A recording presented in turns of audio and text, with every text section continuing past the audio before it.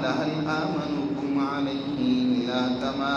أمنتكم على أخيه من قبل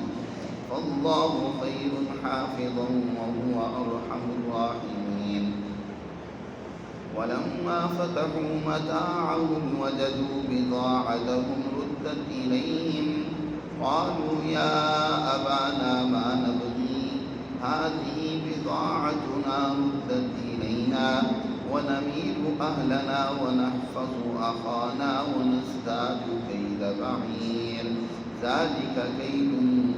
يسير. قال لن أرسله معكم حتى تؤتون موثقا من الله لتأتونني به إلا أن يحاط بكم.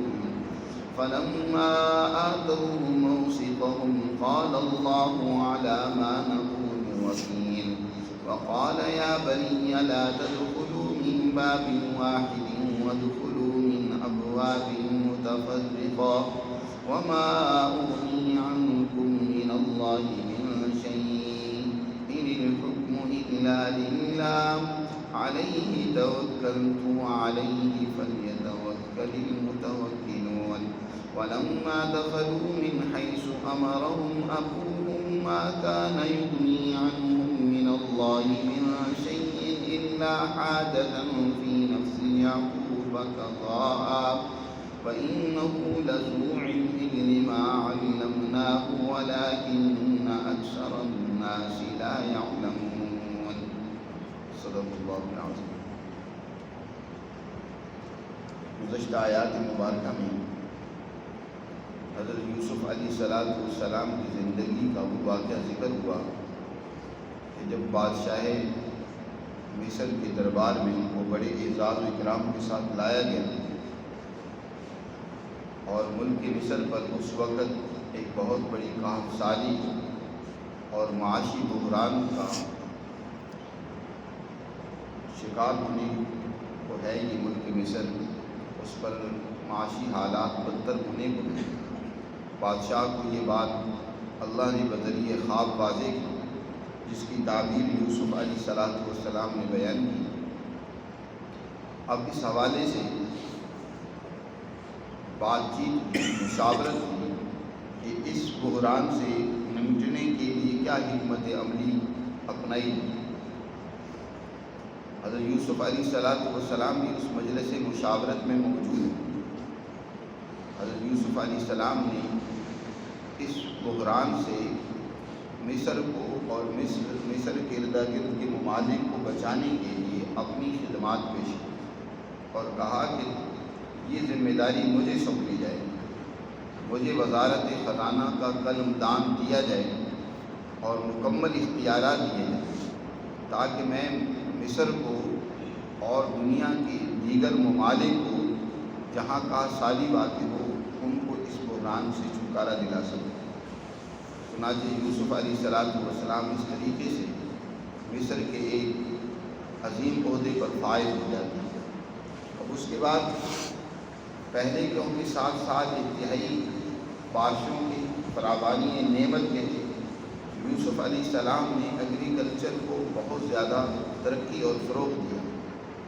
انہوں نے زمینوں میں سے کوئی زمین بھی فارغ اور خالی نہیں رہی. وہاں انہوں نے لازمی بیج ڈلوایا اور پانی کا ایسا سسٹم اور نظام قائم کیا کہ پہلے پانی زیادہ تر پہاڑوں پر جب بارشیں ہوتی تھی تو دریائے نیل میں چلا جاتا تھا اور پھر دریائے نیل کے ذریعے سے سمندر کو ہو جاتا تھا. اس کی کوئی حفاظت کا نظام نہیں تھا. یوسف علیہ السلام نے اس پانی کی حفاظت کا ایک بہترین نظام بنایا. چھوٹی نالیاں نکالی جن کے ذریعے سے کھیتوں کو سینچا جاتا ہے اور پانی محفوظ کرنے کا بھی ایک بہترین انتظام قائم کیا. اس کا نتیجہ یہ نکلا کہ ان 7 سالوں میں خوب پیداوار ہوئی اور حضرت یوسف علیہ السلام نے اس پیداوار کی حفاظت کی اور حفاظت کا بھی بہترین نظام قائم کیا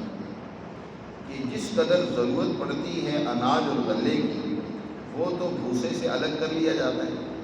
باقی بڑے بڑے گودام بنا کر ان کے اندر محفوظ کر لی جاتی ہے. 7 سال مسلسل بڑے بڑے گودام بنا کر گندم کو محفوظ کیا گیا۔ اب اس کے بعد کاشت سالی کا جب دور شروع ہوتا ہے تو اب اسی ترتیب سے جو پہلے سال گندم محفوظ کی گئی تھی، بارشوں کا جو پہلا سال تھا، اس کو کاشت سالی کے پہلے سال کے اندر استعمال کیا گیا، اور استعمال کرنے کے لیے بھی، اللہ تقسیم کرنے کے لیے بھی یوسف علیہ السلام نے باقاعدہ ایک بہترین پلاننگ کی، حکمت عملی بنائی کہ جو لوگ غریب ہیں ان کی کفالت حکومت وقت براہ راست خود کرے گی، اور جو صاحب ثروت اور مالدار ہیں ان کو اس اناج اور غلے کے عوض میں کچھ نہ کچھ معاوضہ دینا ہوگا۔ ان سے معاوضہ وصول کیا تاکہ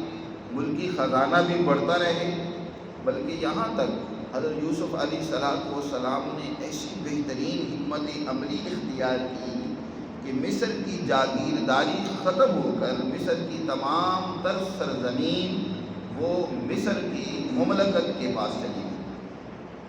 ان کو کہا گیا کہ جس نے جو غلہ چاہیے اسے، اور اس کے پاس پیسے نہیں ہیں تو وہ اپنی زمین حکومت کے حوالے کر دے، اس پر کاشتکاری کرے، اس پر جتنا اس کی ضرورت کا ہے غلہ اگائے، استعمال کرے، ٹیکس کی صورت میں حکومت کو دے، لیکن یہ مصر کی زمین حکومت کی ملکیت ہوگی۔ اور یہی فیصلہ حضرت عمر فاروق رضی اللہ تعالی عنہ نے اپنے دور حکمرانی میں کیا، جب عراق اور شام کی زمینیں فتح ہوئیں۔ اب مجاہدین کا مطالبہ تھا کہ ان زمینوں کو ہمیں سونپا جائے، ہم مجاہدین ہیں، ہم غانمین ہیں، ہم نے یہ غنیمت ہمارے ہاتھ آئی ہے، ہم نے ان ملکوں کو فتح کیا ہے۔ ظاہر ہے دنیا بھر میں یہ قانون تھا کہ فاتحین کے درمیان وہاں کی زمینیں، جاگیریں اور وہاں کا مال و اسباب تقسیم کیا جاتا تھا۔ حضرت عمر فاروق رضی اللہ تعالیٰ عنہ نے اپنی تمام تر کابینہ کو جمع کر کے اس حوالے سے مشورہ کیا، کئی دن تک اس معاملے میں بحث ہوتی ہے۔ دو فریق بن گئے، ایک فریق تو یہی کہتا تھا کہ ان زمینوں کو تقسیم ہونا چاہیے، مجاہدین کے درمیان تقسیم کر دیا جائے، لیکن حضرت عمر فاروق رضی اللہ تعالیٰ عنہ اور کچھ ان کے ہم نوا صحابہ، ان کا خیال یہ تھا کہ ان زمینوں کو تقسیم نہیں ہونا چاہیے۔ اگر یہ زمینیں آج مجاہدین میں تقسیم کر دی گئی تو آگے وراثت میں اس طریقے سے یہ زمینیں ان کی ملکیت میں چلتی رہیں گی، تو جو دوسرے لوگ یہاں کے رہنے والے ہیں، چاہے وہ غیر مسلم ہوں، مسلمان ہوں، کوئی بھی ہو، یہاں کی جو رعایا اور عوام ہیں وہ تو معروم ہو جائے گی، وہ وسائل کہاں سے پورے کر سکیں گے؟ یہ زمینیں تو ان کی ملکیت میں چل، کیونکہ سب سے بہترین پیداوار کے لیے زمین ہی ہے۔ پیدائش عامل دولت کو پیدا کرنے بنانے کے جو عواملین ہیں ان میں سے سب سے بہترین عامل جس سے دولت پیدا ہوتی ہے وہ زمین۔ یہ قدرت کا بہت بڑا عطیہ ہے کہ اللہ نے ہمیں زرخیز زمین دی ہے، لیکن حکمرانوں کی نااہلی اور نالائکیوں کا نتیجہ ہے کہ آج بیچارہ کسان وہ رو رہا ہے۔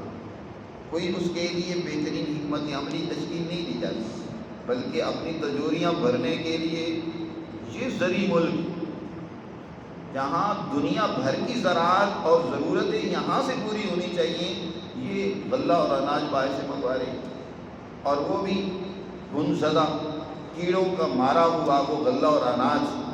جو استعمال کے قابل بھی نہیں ہے۔ آج اسی اناج کو جو ہے وہ عوام کو استعمال کرنے پر مجبور کیا جا رہا ہے، اور خود اپنے کسان کا پیدا ہوا اناج اس کو خریدا ہی نہیں جا رہا، وہ بیچارہ لے کر پریشان بیٹھا ہوا ہے کہ میں اس کو کہاں پھینکوں، ادھر دوں۔ یہ حکمرانوں کی نااہلی ہوتی ہے۔ یوسف علیہ السلام نے ایگریکلچر کو بہت ترقی دی، فروغ دیا، اور انہوں نے ایسی حکمت عملی اپنائی کہ اس کے نتیجے میں ایک تو پیداوار بہت زیادہ ہوئی، اور دوسرا اس پیداوار کو محفوظ کیا گیا، ضائع نہیں کیا گیا۔ یہ بھی ایک بہت بڑی سرمایہ دارانہ ذہن کی خرابی ہے کہ پیداوار جب زیادہ ہو جاتی ہے تو بجائے اس کے اس کو کچھ ضرورت مندوں تک پہنچایا جائے یا محفوظ کیا جائے دوسرے وقت کے لیے، یا اس کو کسی اور کام میں لایا جائے، اس کو ضائع کر دیا جاتا ہے، خود خرد کر دیا جاتا ہے کہ غریب کے لیے لقمہ نہ بنے۔ چنانچہ ایسے بے شمار واقعات ہیں کہ امریکہ میں اناج اگر ضرورت سے زیادہ ہو گیا تو تو بجائے غریب ممالک میں بھیجنے کے، کمزور لوگوں میں تقسیم کرنے کے، اس کو سمندر برد کر دیا گیا، لیکن ان میں تقسیم نہیں کیا گیا تاکہ ہمارے اناج کا ریٹ کم نہ ہو۔ جو ہم نے ریٹ رکھا ہوا ہے وہ ہمیں پورا ملنا چاہیے، یہ سرمایہ دارانہ ذہنیت ہے۔ لیکن حضرت عمر فاروق رضی اللہ تعالیٰ عنہ نے کئی دن کی بحث کے بعد یہ فیصلہ کیا کہ یہاں عراق اور شام کی زمینیں کسی کی ملکیت میں نہیں ہوں گی، بلکہ یہ حکومت کی ملکیت ہوگی، ان کی مالک حکومت ہوگی۔ البتہ کسانوں میں بقدر ضرورت جتنی کوئی کاشت کر سکتا ہے، غلہ اناج اگا سکتا ہے، اتنی اس کو دی جائے گی، اور وہ اس سے اپنے خاندان کی کفالت بھی کرے اور کچھ حصہ حکومت کو بھی جمع کروائے۔ اس طریقے سے آنے والی نسلیں ان زمینوں کی مالک نہیں ہوں گی، بلکہ حکومت مالک رہے گی۔ اور یہی پاکستان بننے کی لیے تحریک ہے، یاد رکھیں۔ جب پاکستان بننے کی تحریک شروع ہوئی یہاں، اس کے پیچھے یہاں کے جاگیرداروں کا در حقیقت عمل دخل تھا۔ وہ اپنے جاگیریں بچانے کے لیے، کیونکہ یہاں ہندوستان کی زمینیں بھی ہمیشہ حکومت کی ملکیت رہی ہیں، حکومت ان کی مالک ہوتی تھی۔ البتہ حکومت ان زمینوں کو مختلف لوگوں کے درمیان تقسیم کرتی تھی اور انہیں ایک عہدہ دیا جاتا تھا، ہفت ہزاری، ہشت ہزاری، یعنی 8,000 فوج رکھنے کی ذمہ داری ان کو دی جاتی تھی کہ ان کے اخراجات، ان کی ضروریات تم نے پوری کرنی ہے۔ تمہیں اتنا علاقہ زمین کا یا اتنی زمین تمہیں دی جاتی ہے کہ تم اس کو کاشت بھی کرو اور اس سے تم کیا ہے فوج کی ضرورتیں بھی پوری کرو۔ البتہ جب حکومت کو اس فوج کی ضرورت پیش ہوگی کسی دشمن کے مقابلے میں تو تم اتنی فوج فراہم کرو گے، اتنی ضرورت تم پوری کرو گے، فوج کا غلہ اور اناج پورا کرو گے۔ لیکن وہ زمین اسٹیٹ کی ملکیت رہتی تھی۔ انگریز نے جب وہ یہاں آیا تو اس نے یہاں کی زمینوں کو اپنی ملکیت بھی دیا، اور پھر اپنے چاپلوسی کرنے والے، ان کے لیے جاسوسی کرنے والے، ان کے لیے غداری مسلمانوں سے کرنے والے، یہاں کے باسیوں کو دھوکہ دینے والے لوگوں کے درمیان انگریز نے یہ جاگیریں تقسیم کی۔ ہندوستان نے تو یہ فیصلہ کیا کہ یہاں کسی کے پاس جاگیرداری کا نظام نہیں رہنے دیا جائے گا، بلکہ اس سے جاگیر لے کر جتنی وہ کاشت کر سکتا ہے اتنی اس کے پاس زمین رہنے دی جائے گی۔ اور یہی فیصلہ پاکستان کے بارے میں، کیونکہ اس وقت مشترکہ تھا، تو یہاں کے جاگیرداروں نے کہا کہ یہ تو بڑا عجیب ہوگا کہ اگر ہماری جاگیریں ہم سے لے لی گئی، اس لیے لو ہمیں ایک الگ ملک بنانا چاہیے جہاں ہم اپنی جاگیروں کا تحفظ کر سکیں۔ اور آج تک پاکستان میں جاگیرداری وہ سسٹم اور نظام موجود ہے کہ آپ کے بڑے بڑے زرداری، لغاری ہیں، ہزاروں ایکڑ زمین کے مالک ہیں، لیکن اس زمین کا کسی غریب کو فائدہ نہیں ہوتا۔ اور جو چھوٹا بیچارہ کسان محنت کرتا ہے تو آج اس کسان کی بھی کوئی اہمیت اور قدر و منزلت نہیں ہے۔ باہر صورت یوسف علیہ السلام نے بہت معاشی نظام اور سسٹم ایسا بہترین تشکیل دیا کہ پورے 7 سال گاہ سالی کے رہے، لیکن کسی قسم کی کوئی غلے کی، اناج کی کمی واقع نہیں آئی، کہیں بھوک نہیں، بلکہ نہ صرف مصر میں، کیونکہ یہ کاشتکاری اس کے اثرات دوسرے ارد گرد کے ممالک پر بھی واقع ہوئے۔ کنعان وہ بھی اس کی زد میں تھا، یہی وجہ ہے کہ کنعان سے لوگ بھی غلہ لینے آئے، جس کا تذکرہ یہاں ان آیات میں کیا گیا کہ کنعان سے یوسف علیہ السلام کے بھائی بھی غلہ لینے کے لیے آئے۔ اور تاریخ سے پتہ چلتا ہے کہ یمن تک کے لوگ، اس وقت یمن کی ملکہ نے بہت سارا زیور اکٹھا کر کے اپنے ملازموں کو بھیجا کہ جاؤ مصر میں، وہاں یوسف علیہ السلام غلے کی تقسیم کر رہے ہیں، تو ان سے جاؤ اس روپے اور رقم کے بس میں وہاں سے غلہ لے کر آؤ، کیونکہ ہمارے ملک میں بھی کیا ہے غلے کی بہت بڑی کاشتکاری ہے۔ تو اس طریقے سے یوسف علیہ السلام نے نہ صرف مصر کی ضرورت پوری کی، بلکہ دوسرے ممالک کے رہنے والے لوگوں تک بھی غلہ پہنچایا اور اس کی تقسیم کا ایک بہترین طریقہ کار اختیار کیا۔ اب کنعان سے جو لوگ غلہ لینے آئے ان میں یوسف علیہ السلام کے بھائی بھی ہیں۔ حضرت یوسف علیہ السلام کے پاس جو بھی دوسرے ملک سے غلہ لینے آتا ہے اس کی پہلے ساری جانچ پڑتال ہوتی ہے، کوئی دشمن تو نہیں ہیں کہ وہ غلہ لینے کے چکر میں یا اس کے لباس اور لبادہ میں یہاں آ کر تخریب کاری کرے، ہمارے غلے اور اناج کو یا ہمارے ملک کو نقصان پہنچائے۔ اس لیے ان کی پوری لسٹ تیار کی جاتی تھی، گھر کے افراد کتنی ہیں، ان کا خاندان کیا ہے، نام کیا ہے، سارا ان کا بایو ڈیٹا جمع کیا جاتا ہے۔ اب جب برادران یوسف پہنچے، ان کی تفصیل جب یوسف علیہ السلام کے سامنے آئی تو یوسف علیہ السلام سمجھ گئے یہ تو میرے اپنے بھائی ہیں، میرے خاندان کے لوگ ہیں۔ ان کو اپنے دربار میں طلب کیا، بلکہ ان کا اعزاز و اکرام کیا، ان کی دعوت کی بہترین۔ ظاہر حکمران وقت ہیں، تمام شاہی اختیارات پاس ہیں، تو اچھی تواضع کی، اور یوسف علیہ السلام نے انہیں پہچان لیا، کیونکہ جب یوسف علیہ السلام کو انہوں نے کنویں میں ڈالا تو یوسف علیہ السلام تو بچے تھے، یہ اس وقت بڑی عمر میں تھے۔ عام طور پر بڑی عمر میں پھر کوئی انسانی نقش و نگار میں تغیر و تبدل نہیں آتا۔ بچپن میں تو جب بچہ بڑا ہو رہا ہوتا ہے تو اس کی شکل و صورت بدلتی ہے، داڑھی آتی ہے، مونچھیں آتی ہیں، اور چہرے میں تغیرات آتی ہیں۔ تو یوسف علیہ السلام کا تو چہرہ کافی بدل چکا تھا، اور اس کے ساتھ ساتھ ان کے خیال میں بھی یہ نہیں تھا کہ یہ ہمارا بھائی جسے ہم نے اس طرح بے یار و مددگار کنویں میں ڈالا اور پھر 20 درہم کے عوض میں فروخت کر دیا، آج وہ مصر کا حکمران ہوگا، وہاں کی تقدیر کا مالک ہوگا، اور وہ اس طریقے سے لوگوں کے مسائل حل کر رہا ہوگا۔ ان کے تو خواب میں بھی نہیں یہ بات تھی۔ اس لیے قرآن کہتا ہے وَجَاءَ إِخْوَةُ يُوسُفَ فَدَخَلُوا عَلَيْهِ فَعَرَفَهُمْ وَهُمْ لَهُ مُنْكِرُونَ۔ یوسف کے بھائی آئے اور وہ یوسف کے پاس داخل ہوئے،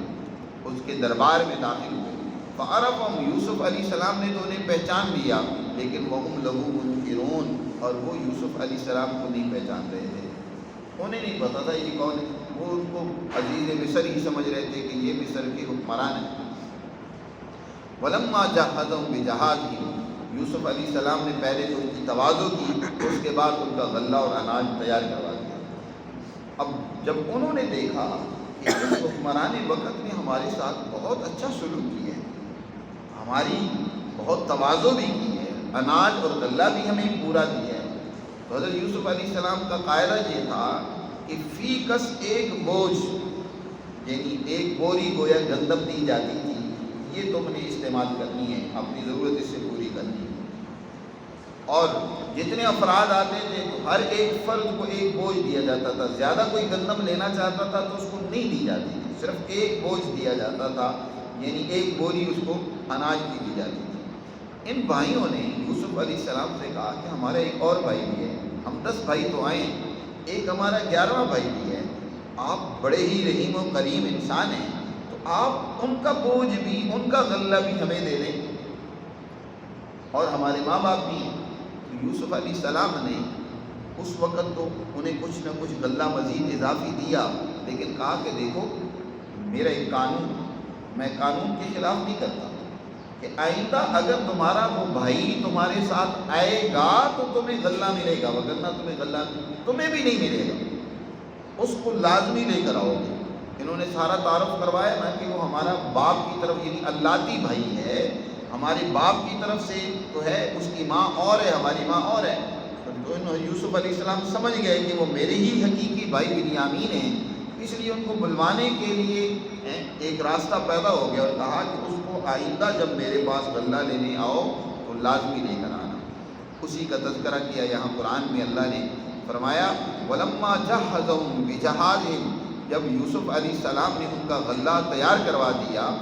ان کا اسباب اور سامان جو تھا وہ تیار ہو گیا۔ جَهَّزَهُم بِجَهَازِهِمْ، جہاز اسی سے، جہاز کو اس لیے کہتے ہیں کہ وہ اسباب اور سامان لے کر ایک جگہ سے دوسری جگہ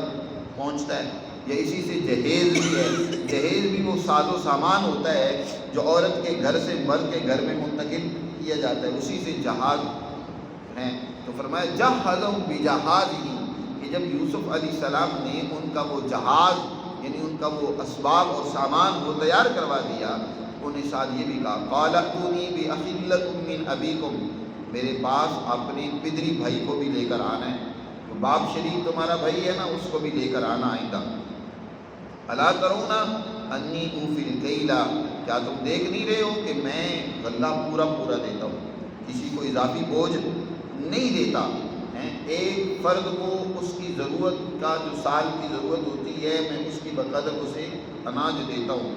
اضافی نہیں ملے گا، اور میں بہترین مہمان نواز بھی ہوں۔ انا خیر المنزلین، جو بھی میرے پاس آتے ہیں تو میں ان کے ساتھ اچھا سلوک کرتا ہوں، میں ان کے ساتھ زیادتی، ظلم یا ان کو کسی قسم کی تکلیف اور پریشانی میں مبتلا نہیں کرتا، بلکہ تمہارے ساتھ تو میں نے بہت اچھی خاطر مدارت کی ہے۔ اور ساتھ سنو، حضرت یوسف علیہ السلام نے ساتھ تنبیہ بھی کی کہ فَإِن لَمْ تَأْتُونِي بِهِ، اگر تم اس کو لے کر نہ آئے، فَلَا كَيْلَ لَكُمْ، تمہیں بھی غلہ نہیں ملے گا، تمہارے لیے بھی کوئی بوجھ نہیں ہوگا۔ فَلَا كَيْلَ لَكُمْ عِندِي وَلَا تَقْرَبُونِ، اور آج تو میں نے تمہیں اپنے بڑے قریب اپنے محل میں جو ہے تمہیں رکھا ہے، تمہاری تواضع کی ہے، تمہیں شاہی کھانے کھلائے ہیں، آئندہ تمہیں کوئی بھی اپنے قریب میں پھٹکنے نہیں دوں گا، اپنے قریب نہیں آنے دوں گا، اور مجھ سے دور ہی رہو گے، اور غلہ اور اناج بھی کچھ نہیں ملے گا، خالی تمہارا سفر جائے گا۔ انہوں نے تنبیہ بھی کر دی کہ تم نے اپنے بھائی کو لازمی لانا ہے۔ کہنے لگے قالوا سنراود عنہ اباہ وإنا لفاعلون، ہم یقیناً اس بھائی کی طرف سے ان کے باپ کو ان سے بڑی محبت اور لگاؤ ہے، تو ہم یقیناً ان کے باپ کو جو ہے آمادہ کریں گے، تیار کریں گے کہ وہ ان کو ہمارے ساتھ بھیج دیں، اگرچہ ہے بڑا مشکل، کیونکہ وہ اس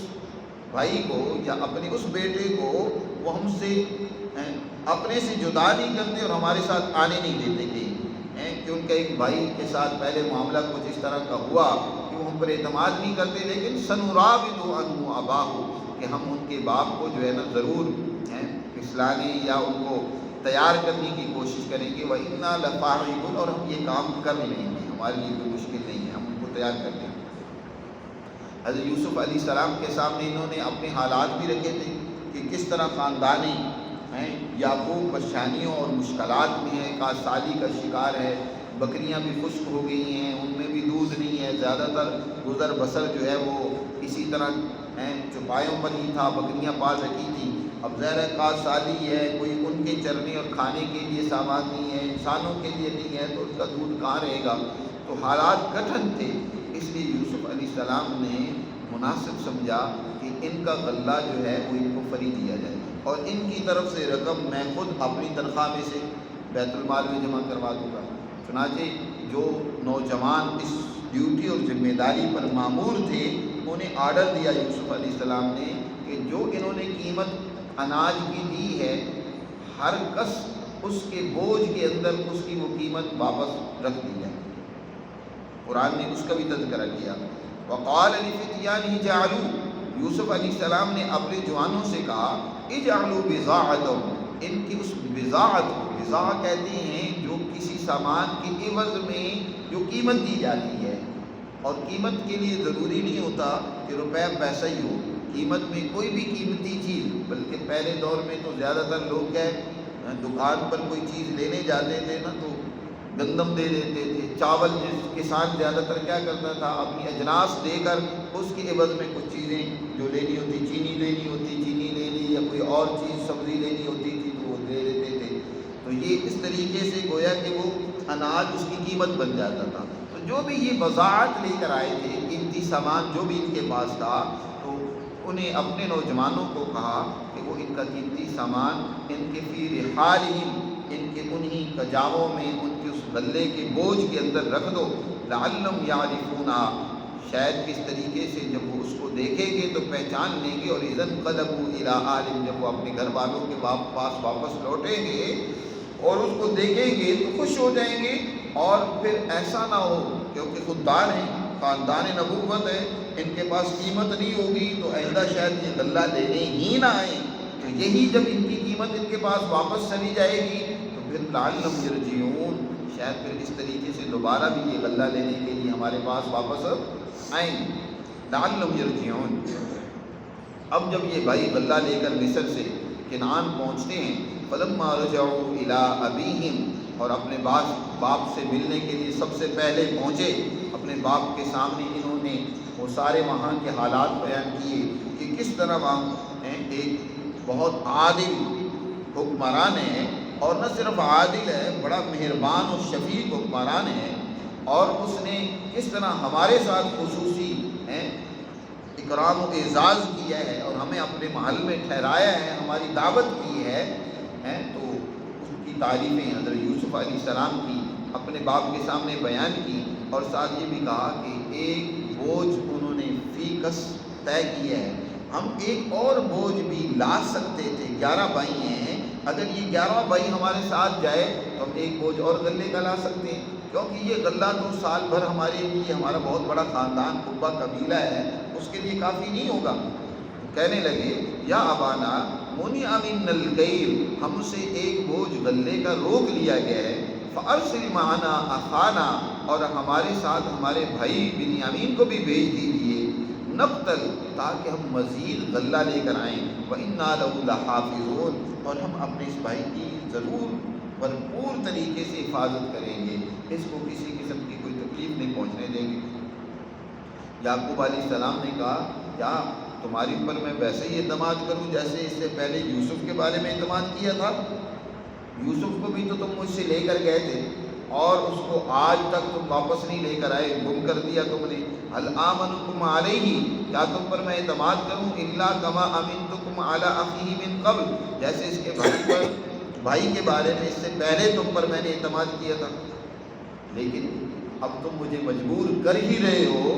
فاللہ خیر حافظا وهو ارحم الراحمین، یاد رکھو میں کیا کسی کی حفاظت کروں گا، اصل تو حفاظت کرنے والا میرا رب اور اللہ ہی ہے، وہی سب سے بہترین حفاظت کرنے والا ہے، اور اس سے بڑا مہربان کوئی نہیں ہے، وہی میرے اس بیٹے کی بھی اور پہلے بیٹے کی بھی حفاظت کرے گا۔ ولما فتحوا متاعهم، باپ سے بات چیت کے بعد جب باپ کو بھی آمادہ کر لیا آئندہ بنیامین کو ساتھ بھیجنے کے لیے، اب آئے وہ اپنا غلہ اور اناج کھولا انہوں نے۔ ولما فتحوا متاعهم، ہر ایک نے جب اپنا غلہ کھولا تو وجدوا بضاعتهم، وہ قیمت جو لے کر گئے تھے انہوں نے اپنے بوجھ کے اندر پائی، بڑے خوش ہوئے۔ ردت الیہم، کہ وہ قیمت انہیں واپس کر دی گئی، تو فوراً پھر باپ کے پاس آ کر کہنے لگے قالوا یا ابانا ما نبغی، اے ابا جان ہمیں اور کیا چاہیے، دیکھیں تو صحیح، ہذہ بضاعتنا ردت الینا، یہ قیمت بھی ہماری ہمیں واپس کر دی گئی۔ اب کیونکہ ہر ایک کے غلے میں رکھی ہوئی تھی، یہ بھی نہیں تھا کہ کہیں غلطی سے قیمت آ گئی ہے واپس، کہ سمجھ گئے کہ اس طریقے سے ہر ایک کے بوجھ میں رکھنا، یہ ارادتاً واپس کرنا ہے، تو یہ قیمت بھی ہماری کیا کر دی گئی، ہمیں واپس کر دی گئی ہے۔ ھذہ بضاعتنا ردت الینا ونمیر اہلنا، اور اس طریقے سے ہم اپنے گھر والوں کے لیے مزید جو ہے وہ غلہ اور اناج لے کر آئیں گے، ونحفظ اخانا، اور اپنے بھائی کی حفاظت بھی کریں گے، ونزداد کیل بعیر، اور ایک بوجھ اونٹ کا ہمیں اضافی طور پر ملے گا، تو آپ لازمی طور پر ہمارے بھائی کو ہمارے ساتھ بھیجیں، کیونکہ ذالک کیل یسیر، یہ غلہ تو بہت تھوڑا ہے۔ حضرت یعقوب علیہ السلام نے کہا کہ ٹھیک ہے میں تمہارے بھائی کو تمہارے ساتھ بھیجتا ہوں، لیکن مجھے پہلے پختہ وعدہ دو، میرے ساتھ عہد کرو کہ تم اس کی حفاظت کرو گے، اسے ضرور لے کر آؤ گے، ہاں الا یہ کہ تم سب پر ہی کوئی ناگہانی ایسی آفت اور مصیبت آ جائے کہ تم سب اس میں گھیر لیے جاؤ، وہ ایک الگ بات ہے، لیکن ایسا نہ ہو کہ جیسے پہلے تم نے یوسف کے ساتھ کیا میرے اس بیٹے کے ساتھ بھی ویسا کرو۔ تو کہا لن ارسلہ معکم، ہرگز میں اس بنیامین کو تمہارے ساتھ نہیں بھیجوں گا، حتیٰ تؤتونی موثقا من اللہ، یہاں تک کہ پختہ عہد کرو، وہ بھی اللہ کا نام لے کر، یعنی اللہ کی قسمیں کھا کر پختہ وعدہ دو مجھے کہ لتأتوننی بی، کہ تم اس کو ضرور واپس لاؤ گے، الا ان یحاط بکم، الا یہ کہ تم سب کو وہ کوئی مصیبت گھیر لے، تو وہ الگ بات ہے۔ فلما آتوا موثقہم، جب انہوں نے پختہ عہد کیا، قسمیں کھائیں کہ ہم ضرور واپس لے کر آئیں گے، تو یعقوب علیہ السلام نے کہا قال اللہ علی ما نقول وکیل، دیکھو جو ہم کہہ رہے ہیں، ہم نے جو یہاں عہد کیا اس پر اللہ گواہ ہے، اللہ ہمارا وکیل ہے، اللہ کو ہم نے اپنا وکیل بنایا ہے کہ تم ضرور میرے بیٹے کی حفاظت کرو۔ اور پھر اس کے بعد یعقوب علیہ السلام نے اپنے بیٹوں کو ایک نصیحت دی، ایک تدبیر کے طور پر، احتیاط کے طور پر کہا کہ دیکھو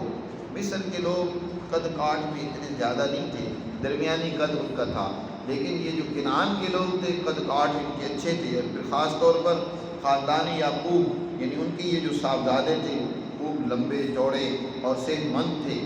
تو اس لیے حضرت یعقوب علیہ السلام نے اپنے بیٹوں کو نصیحت کی کہ تم جو ہے مصر کے ایک ہی دروازے سے مت داخل ہونا،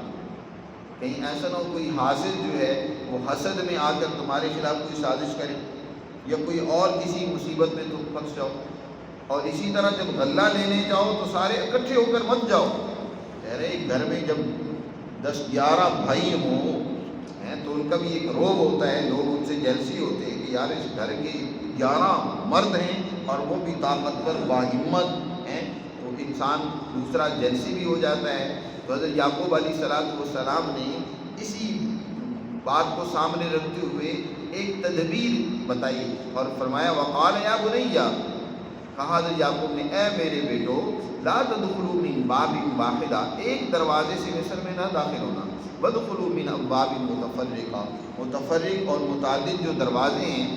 الگ الگ تقسیم ہو کر ان دروازوں سے تم نے داخل ہونا ہے۔ اور ساتھ یہ بھی واضح کر دیا کہ یہ ایک میری تدبیر ہے، وگرنہ اوپر کام کرنے والی تقدیر ہے،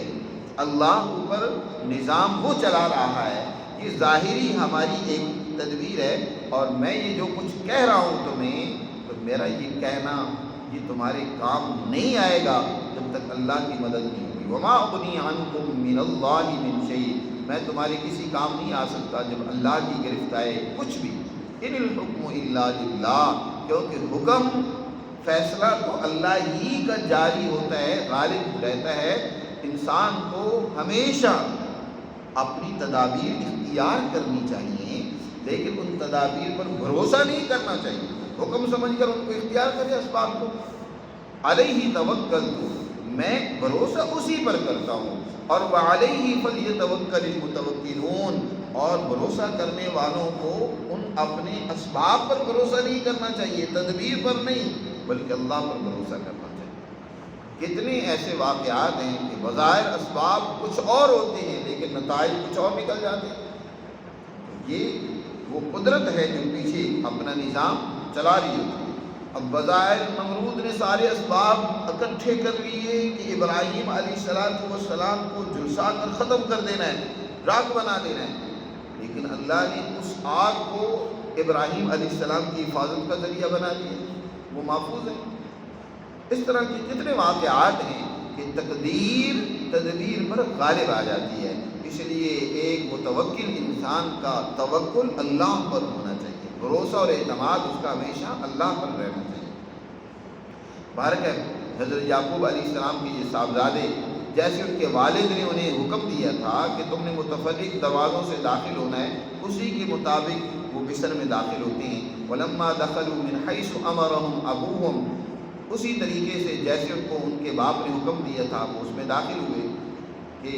غلہ لینے گئے تو پھر بھی فاصلے سے الگ الگ، ہر لائن میں الگ کھڑے ہوئے، اکٹھے کھڑے نہیں ہوئے، شہر میں بھی الگ الگ داخل ہوئے۔ لیکن قرآن کہتا ہے ما کان یغنی عنہم من اللہ من شیء، اللہ کے فیصلے کے مقابلے میں ان کو کوئی چیز بھی بچا نہیں سکی۔